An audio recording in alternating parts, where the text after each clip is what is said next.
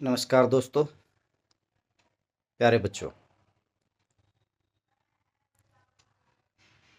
हमने ग्रुप में ये इन्फॉर्मेशन डाली थी कि रवि सैनी सन ऑफ महेंद्र सैनी के जो लड़के हैं उनका एयरफोर्स वाई ग्रुप में एयरफोर्स में दो तरह की पोस्ट, एक टेक्निकल और एक नॉन टेक्निकल। ये जो वाई ग्रुप वाली नॉन टेक्निकल होती हैं, इस लड़के ने एग्ज़ाम क्वालिफाई कर दिया है और अब क्या है, इनका केवल मेडिकल रह चुका है। लेकिन ये जो रिजल्ट आया है इस लड़के ने, इसके लिए अभी ये बीए फर्स्ट ईयर में है। मेरे पास सुरेश भाई साहब ने इनको सौंप दिया था 11th क्लास में, तो ये एक दिन का रिजल्ट नहीं है और इस बच्चे का ये पहला एग्ज़ाम था और पहला ही इसने क्या कर दिया, क्लियर कर दिया।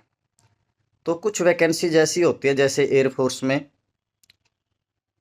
या आर्मी में, उनका जो एज का क्वालिफिकेशन होता है 17 से लेकर 19 साढ़े 19 तक होता है। और ये जो वैकेंसी है ये साल में 2 बार निकलती हैं और पेपर भी इसका इंग्लिश और क्या रीजनिंग से रिलेटेड होता है।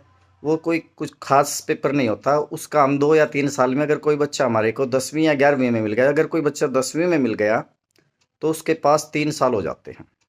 और तो 3 साल में हम उसको या क्लास में इतना रगड़ा लगा देते हैं, अगर वो कुछ भी ना करे, केवल अपने स्कूल का काम करता रहे, ठीक है ना, हमारे पास वो फोकस कर दे, तो ये एयरफोर्स वगैरह के एग्ज़ाम उनके सब के निकल सकते हैं।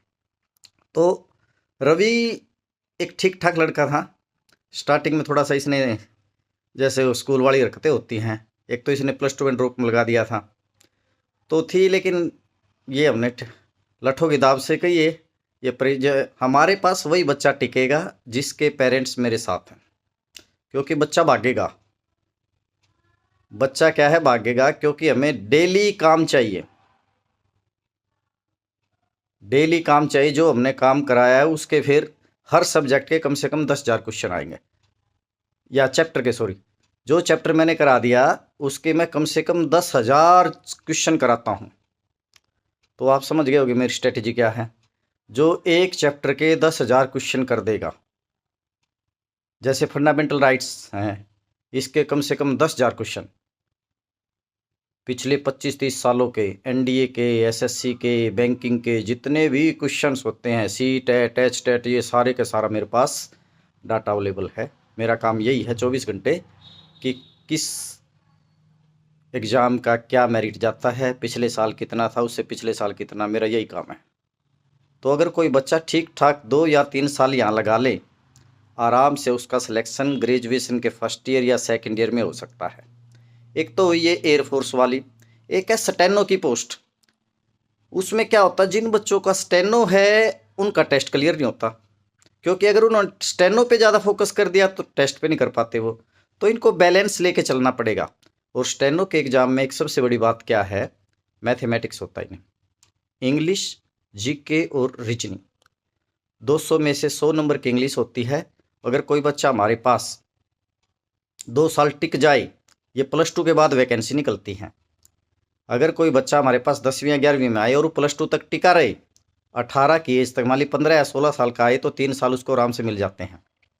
ना तो उनके पेरेंट्स को भड़क होती, ना उस बच्चे में उतावलापन होता, क्योंकि 3 साल पे अगर वो कीड़ी की चाल भी चला ना, उसका स्टेनो का हो जाता है। तो अभी हमारे 3 या 4 क्या 5 बच्चे ऐसे हैं जो 2-2 ढाई साल से स्टेनो पे जुटे हुए हैं।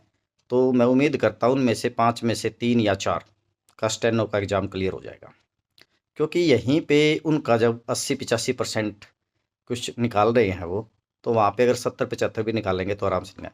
जब तक आपकी तैयारी, जब तक बच्चों का तैयारी 80 से लेकर 90% के बीच में नहीं हो जाता, तब तक आप अपनी तैयारी को मत मानो, क्योंकि 50 या 60% तैयारी तो सारे करके आए। दुनिया है, उस दुनिया से अलग हटने के लिए आपको 90% और 80% के बीच में, 80 से 90 के बीच में आंकड़ा टच करना पड़ेगा। उसके लिए पेशेंस, डेली प्रैक्टिस। अब हमारे पास अगले साल के लिए कम से कम 15 से 20 बच्चे तैयार हैं जो 2 या ढाई साल से तैयारी कर रहे हैं।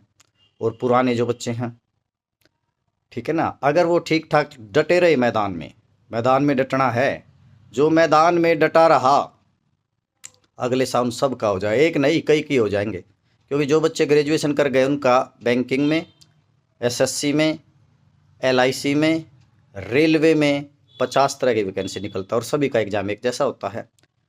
अभी दूसरा जो है, अभी एसबीआई क्लर्क का एक रिजल्ट आया जिसमें एक गुड़िया ने 72 किए और 72 के 2 ठीक, लेकिन क्या है मेरिट थोड़ा 75 पे कट ऑफ चला गया।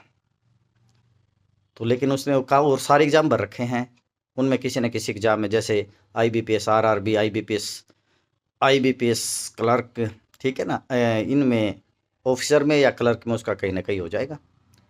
तो आपको कम से कम 10-15 चांस तो बैंकिंग के देते हैं, 10-15 चांसेज आपको एसएससी में मिलते हैं, रेलवे में मिलते हैं 10-15 चांस, 50 तो यही हो गए।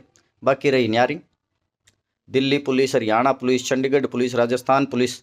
तो बस आप अपने टारगेट पे लगे रहो और किसी के बहकावे मत आओ। ये मामा, फूफा, चाचा ये उंगली लगाएंगे कि वो चाहते नहीं कि आप कामयाब हो हमारे पीछे, ठीक है ना। बहुत से बच्चे क्या है, कभी बुआ टांगड़ा देती है, कभी मामा टांगड़ा देता है, उनको पता है नहीं कुछ भी ना, उन्होंने कभी एग्जाम दिया होता है। तो इनसे बच के रहें, ठीक है ना। अब की बात ठीक ठाक गया बच्चों का, कोई ज़्यादा हलचल नहीं रही। तो ये सारे बच्चे अगले साल तक जो भी 70% पे, 72% पे, 73% पे हैं, अगर वो डटे रहे मैदान में तो वो 80 से 85% तक करके आएंगे अगले साल, ठीक है ना। और जो हमारा 3 या 4 या 5 साल का मेहनत है वो अभी उसका फल मिलना स्टार्ट हुआ है। तो मैं पेरेंट्स से यही कह रहा हूँ, एक तो यहाँ पे हवा में हथेली पे सरसों नहीं जमेगी, हथेली पे सरसों नहीं जलेंगे। 2 साल तो तैयारी के लिए चाहिए ही चाहिए मेरे को। 2 साल की तैयारी के बाद एयरफोर्स, नेवी, इस वक्त ये आराम से छोटे टेस्ट क्लियर हो जाते हैं। उसके बाद CHSL, अगर 3 साल कोई बच्चा टिक गया तो CHSL जो +2 लेवल वाला। अभी ग्रेजुएशन जो है ना 4 साल की हो गई है, तो 4 साल तो उसके पास ग्रेजुएशन में ही है और मोस्टली जो वैकेंसी है वो ग्रेजुएशन के बाद निकलती हैं। तो इसलिए क्या जल्दबाजी ना करें, कम से कम ग्रेजुएशन तक क्या है इंतज़ार करें। जो BA फाइनल तक टिक गया उसका 100% सिलेक्शन है। मैं ये नहीं कहता ऑफिसर हो जाएगा, मिनिमम उसका MTS में, क्लैरिकल में, D ग्रुप में, C ग्रुप में, हरियाणा में, राजस्थान में, हिमाचल प्रदेश में, दिल्ली में DSSB की बहुत सी वैकेंसी निकलती है। तो केवल ज़रूरत क्या है, टिके रहने की। आई क्या समझ में, टिके रहने की, अपने आप को सेल्फ मोटिवेटेड रखना। हम तो हमारे मोटिवेशन से कुछ नहीं होगा, हम केवल आपको जो समस्याएं हैं उसको सुलझा सकते हैं, जो पेपर है उसको इजी करके बता सकते हैं। काम तो आपने ही करना है। कल मैंने सभी बच्चों को वार्निंग कर दिया है, जो 2 या 3 साल से हो गया, अगर जिसका भी प्रैक्टिस सेट नहीं आया उसकी छुट्टी कर दी जाएगी।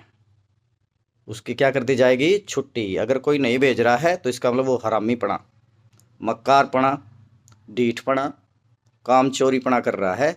और ये चीज़ हम बर्दाश्त नहीं करेंगे, क्योंकि मैं लिमिटेड बच्चे पढ़ाता हूँ।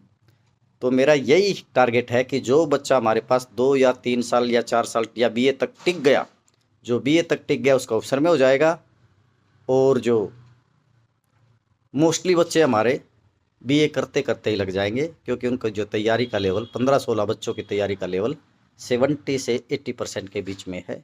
तो इसी बात के साथ मैं आज का वीडियो ख़त्म करता हूँ, ठीक है। तो जो भी पेरेंट्स बच्चों को भेजे, एक तो ये उम्मीद ना करके आए कि 3 या 4 या 6 महीने में सिलेक्शन हो जाए, कुछ नहीं होगा 6 महीनों में। 1 साल में तो उसकी 10वीं तक की कमियां होती हैं। और एक बात और बताता हूँ मैं, मुझे इंग्लिश मीडियम वालों से और साइंस के जो, उनको कुछ नहीं आता, उनको साइंस का C नहीं पता, इंग्लिश का ही नहीं पता। क्लास का जो अप्रोच है वो यहाँ काम नहीं करेगा।